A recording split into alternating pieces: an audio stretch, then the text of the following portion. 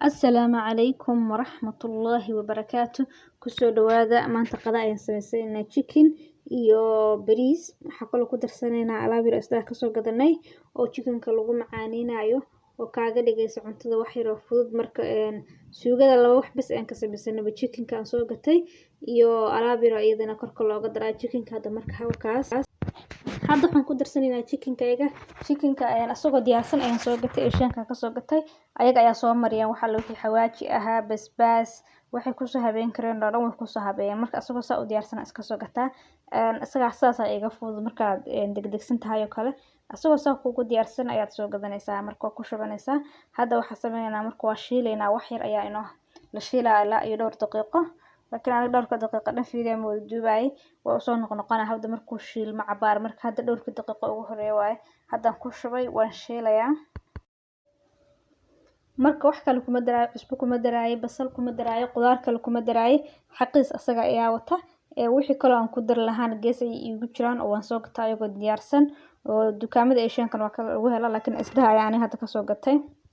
marka aan cabaar markuu shiilmo ayaan ku daraa hadda marka kuma daraayo hadda xogaa wuu shiilmay chickenka waxa muddo inuu yaro waaweyn yahay oo ii sheeg marka soo gadaayo saas uma sii fiirfiirno asagoo jarjaran oo meesha ku jiro baan arkaa marka hadhow ayaan kadib ayaan xogaa rabaa inaan yaryareeyo si wax yar oo igu noqdo ii sheeg badan dhowr xabo weyn iga noqdo laakiin dibala cabaar ha shiilmo insha Allah markuu si fiican u shiilmo ayaan kala yaryareynayaa si fiican u sameynaya waxaan ku dar lahaan insha Allah ku dara marka dhinaca kale bariis ay karsamaya bariiska saarta u karsan kartaa laakiin aan wax yar waxa ku karshay maraq ah iyo wax yar oo ii sheeg food color ah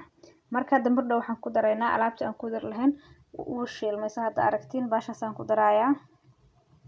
tikka masala ayaa la dhahaa marka waxa la wixii xawaajiyaalo yogurtka waxa lagu daraayo wixii dhan iyada wadato waxba uma baahna waa ku daraysaa waa ku walaaqaysaa dabka unba u gaabinaysaa khalaas wax kale kaaga ma baahnaba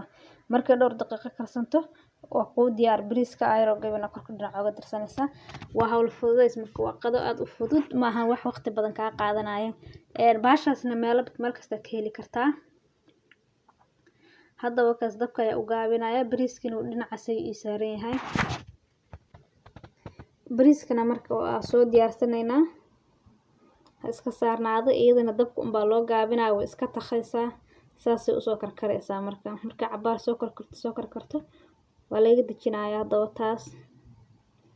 ugu yaraan wax u baahan tahay aad cirka u boodto 10 daqiiqo kaas chicken kara u soo karnay waa soo shiilanay wuu bisil yahay waxa kalena waa xawaaji iyo yogurt iyo waxyaabo yar isku carcarfinayo ma ahan wax oo karis badan u baahan saliida hadda marka saa u soo tufaysaa hadda marka ka soo qaadnaba watana qaadan ku soo darsanay saas ku soo baxda ma sha Allah assalaamu calaykum waraxmatullaahi wabarakaatu insha Allah chicken soo